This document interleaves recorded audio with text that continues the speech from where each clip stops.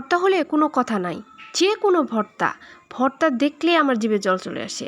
আর এতগুলো ভাত নিয়ে আমি ভর্তা নিয়ে বসে পড়ি খাওয়ার জন্য। আর এরকম করে ভর্তা হলে তো কোনো কথাই নেই। প্রথমে মাছগুলোকে সুন্দর করে ধুয়ে নেবেন, তারপর একটু লবণ আর হলুদ দিয়ে সুন্দর করে এপিট ওপিট করে মেখে নেবেন। এরপর ভেজে তুলে নেব ঠান্ডা হওয়ার জন্য। এদিকে কিছু শুকনো মরিচ ভেজে নেব, তারপর কিছু ধনেপাতা কুচি, পেঁয়াজ কুচি করে নেব। এরপরে মাছগুলোকে কাটা বেছে নেব। শুকনো মরিচে একটু লবণ দিয়ে গুঁড়ো করে নেব। পেঁয়াজ কুচি, ধনেপাতা কুচি দুইটা মিলিয়ে মাখাচাকা করে নেব। তারপর খাঁটি সরিষার তেল দিয়ে এটাকে আবার মাখাচাকা করে নেব। এরপর এখানে মাছগুলোকে নিয়ে শেষবারের মতো মাখাচাকা করে নেব। তারপরে গরম ভাতের সাথে সেই মজা খেতে, অসাধারণ।